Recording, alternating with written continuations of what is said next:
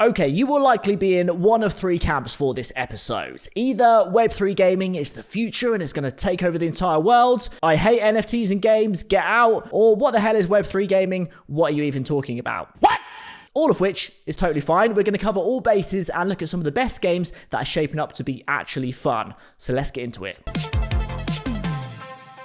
Alright, so gaming has come a long way since floppy disks and blowing on cartridges to make them work on the SNES, Sega Mega Drive or the N64. Good times. Since then, the gaming industry has grown into the biggest entertainment industry on the planet, worth an estimated $200 billion globally, bigger than the movie and music industry put together. And the whole culture of gaming has shifted too, from a pretty solo hobby to a massively social online juggernaut of hundreds of thousands of players playing together. We also have the whole content side with top YouTube channels and streamers making millions, and the world of competitive esports being worth $1.5 billion all on its own. But it hasn't all been plain sailing. Along the way, there's been moments that most people at first hated and wanted nothing to do with, namely the arrival of free-to-play games. Do you remember Farmville, where you had to plant and harvest crops and grow your own farm-based empire? What a time. Now, Farmville was one of the early free-to-play games on Facebook at the time, where you could spend real money in the game to upgrade faster and make your farm look cooler. Yes, that was a genuine flex. Plenty of gamers and a lot of the general public thought of it as a stupid game with rubbish graphics that turned out to make hundreds of millions of dollars for the publisher's Zynga. A few years later, we saw free-to-play mobile gaming explode with the likes of Angry Birds in 2009 and the behemoth that was Candy Crush from 2012 onwards. And it's kind of interesting to remember the attitude around these games at the time, when the free-to-play movement, especially the mobile movement, was happening. A lot of the more traditional gamers thought that they were subpar games with no depth, that they were money grabbing and some of the mechanics felt wrong, relying on a pay-to-win type model that just wasn't fair. A lot of which was definitely valid, but fast forward to today, and free-to-play games are responsible for roughly 80% of the entire $200 billion video games market. And now we have huge titles like League of Legends, Dota 2, CSGO, and open world social games like Fortnite, Roblox, and Minecraft, alongside mobile games like PUBG Mobile, Clash of Clans, and still good old-fashioned Candy Crush. It's like a cockroach, it just won't die. So we went from a new model that was hated at first to one that matured and became 80% of the biggest entertainment category on the planet. And now we see the emergence of Web3 gaming. It's in its early days and it's kind of hated in the same way. In a second, we'll look at some of the most exciting upcoming titles, but quickly, what is Web3 gaming and what is the promise here? Well, first of all, we should say that obviously there are lots of different types of games and people play games for different reasons. For games that are massively cinematic with in-depth storylines that you generally play through and finish solo,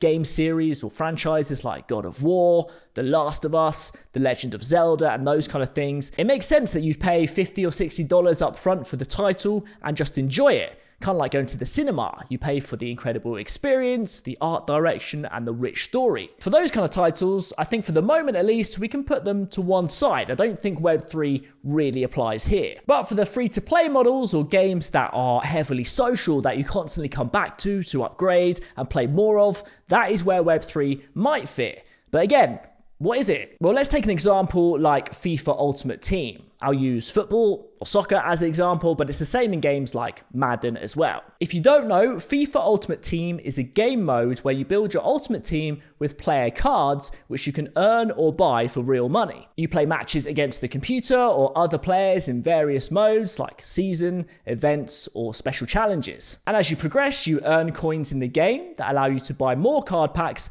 and unlock better players. You can trade cards, but only for the in-game currency, and this never converts back out to real money. So real money goes in, but never comes back out, and FIFA own everything that you've achieved. The Web3 model of this would essentially be giving you the option to trade the cards you've earned from the hours spent playing the game on a real market for real money. So you own the cards and your achievements, not the game. This is also where the mechanics get tricky though. Ideally, you want everybody to be able to play because number one, it's fun, and if they're good enough, they can rise to the top. And some players would never participate in any trading, but some more dedicated players would. And all of this needs to work together without impacting the fun or making the game unfair. In a second, we'll look at an official NFL game that is doing exactly this, and it is working really well. But the Web3 gaming ethos runs deeper than this, especially when it comes to user-generated content, i.e. creators in games. Fortnite, for example, has the main massively popular Battle Royale mode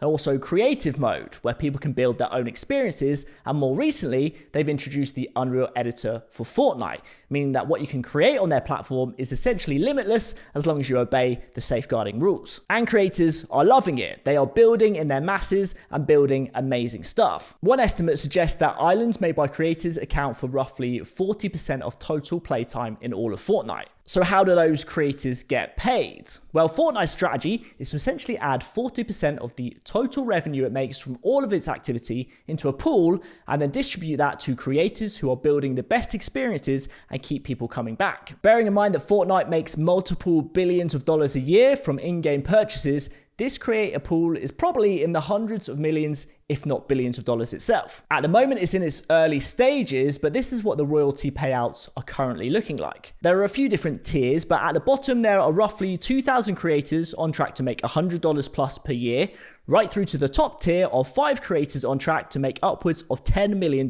for the year.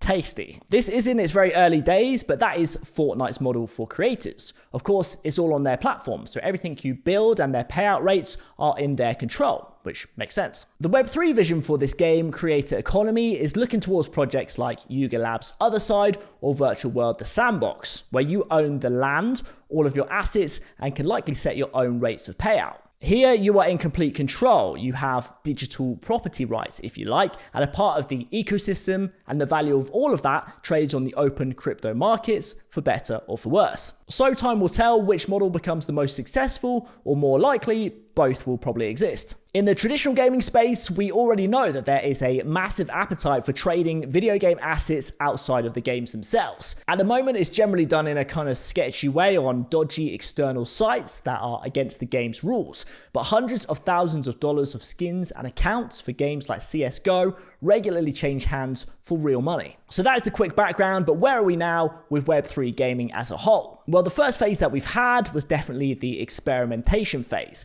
Games that, again, traditional gamers would probably label not very good, and game economies that didn't really work, a lot like the original free-to-play era that we talked about. Axie Infinity comes to mind here, a digital pet strategy battle type game where you could own, train, and breed your NFT creatures. And lots of people like to dunk on Axie, but it was also the first mover, a pioneer, and pushed Web3 gaming into consciousness for most people, even if it was a kind of big experiment the first time around. Axie managed to onboard a lot of users, and according to Masari, a crypto data analytics type firm, the game and all the assets were worth almost $30 billion, which sounds crazy, but was the case at its absolute peak. What became clear, though, is that the in-game economy for Axie Infinity wasn't strong enough to sustain itself when new users stopped coming in.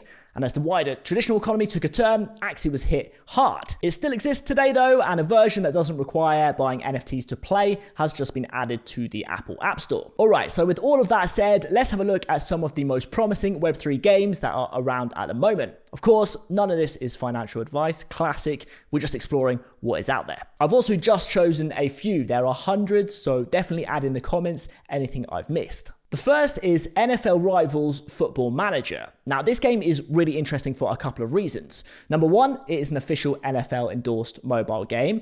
And number two, the way they've incorporated NFTs is kind of genius. So you download this game from a mobile app store like any other, and it's totally familiar. Similar to FIFA or Madden Ultimate Team, you're essentially building your dream NFL team through card packs. You get given a basic starter pack, and then by playing through the season, the competitive player versus player league, special events that align with the real season, and more, you earn in-game coins and gems, which you can spend on opening new packs with better players. You can also buy card packs with real money, giving you the option to get to the same place as other players, just faster. So where does the Web3 element come in? Well, in this game, you have the option, if you want to link your account to the game publisher Mythical's website. If you do that, it then lets you trade certain player cards, which are NFTs, on their marketplace for cryptocurrency, in this case Mythos, which of course has a real world exchange value. So in this case, these two separate ecosystems sit side by side. Most people will download and play the game like any other and just enjoy it for the fun of it, but those players who are really into it, that are spending a lot of time on it, have the chance to trade real world value in and out of the game, and it works for both parties. This, to me, feels like the future of a lot of Web3 games. And all of this is perhaps not surprising, as the CEO is a chap called John Linden, who spent the best part of 4 years at Activision working on the Call of Duty franchise. NFL Rivals has also picked up 1 million players in the first month. Pretty impressive stuff. Another game that they also have on their roster at Mythical Games is Blanco's Block Party. Another million user accounts are registered for this game, which is a fun party-style game on PC and Mac. And interestingly, it has recently just appeared in the Epic Games Store. As a player, you control a digital vinyl toy that has come to life in a world called The Junction, where you can also create your own custom party experiences, things like races, collection challenges, mini battle royales, and more. The Web3 aspect of Blanco's Block Party is a similar model to NFL Rivals. It's not a necessity, but it is a way of linking your account to the Mythical marketplace and trading in and out there to real-world value if you so wish. An interesting model that definitely seems to be working. Okay, the next game we should mention is Phantom Galaxies, which Animoca Brands and Blowfish Studios are behind. If you know this space, you'll know Animoca Brands are a big player. Phantom Galaxies is a fast-paced, third-person, AAA RPG game set in space with sci-fi mech robots. A solid combo of stuff. Crucially, this game looks maybe better than any other Web3 game, which has been one of the big general criticisms up to now. You can download and play the beta version today, and there are various initial chapters to play through, and it looks and feels like a top-tier title that you'd be familiar with anywhere else. The bigger vision here is an intricate universe where upgrades to your mechs and ships are NFTs that are tradable, along with player-driven governance as you explore this big open world. All of that sitting alongside the IP appearing in comics, anime, books, and collectibles. Now, these are big promises that we've heard a lot in the past, but if anyone can pull it off, it will likely be Animoca, and so far, it looks great. Definitely want to check out and try. I'll link where to read more about it and go in deep if you're interested. Another upcoming game that is getting a lot of attention is Shrapnel. There's a team of BAFTA and award-winning people working on it, according to their website, but it is an interesting take on a first-person shooter, and the gameplay we've seen, notably from massive American streamer who goes by Myth, who is also advising them, all looks pretty awesome. It's interesting partly because of their approach to modding. Now, if you don't know, there is a long history of players adapting and changing the code of games to add often useful new features and sometimes entire new spin-off titles. Sometimes this is allowed, sometimes it's banned, but it's deliberately going to be at the heart of Shrapnel, who want to encourage users to create and add mods which they own through NFTs, kind of like co-owning the future of the game. It's again going to be playable without any of that side of it, so it's another one to keep a close eye on for sure. Number 5 is Gods Unchained, a popular card trading and battle game that's also just appeared on the Epic Games Store, now available to 230 million registered people. If you're familiar with Magic the Gathering, you will know this genre of game. It's free to play, but also has the mechanic of owning the cards outright and trading them on secondary markets, some of which have gone for tens of thousands of dollars previously. It continues to be massively popular, and although started the other way around as a clear Web3 game, it's starting to find its regular audience with new game modes and constant ongoing development and expansions. It's also one that you can download and play right now if you want to have a go. So those are a tiny handful of Web3 games that give you a sense of where this is all heading. There are many more that we could talk about for ages, but that's probably a good overview and a good place to start your journey. To me, all of this feels a lot like the early free-to-play era. It's not for everyone. Some of the early games haven't worked, they weren't fun, or they didn't compete with what else was already out there. But it is also all changing fast. There is a wave of great games coming, a massive appetite for them, and the movement definitely isn't going away anytime soon. We'll continue to follow it here, so to make sure you don't miss out, hit subscribe on the Based AF YouTube channel or follow on your podcast platform, and I will see you for the next one. Peace.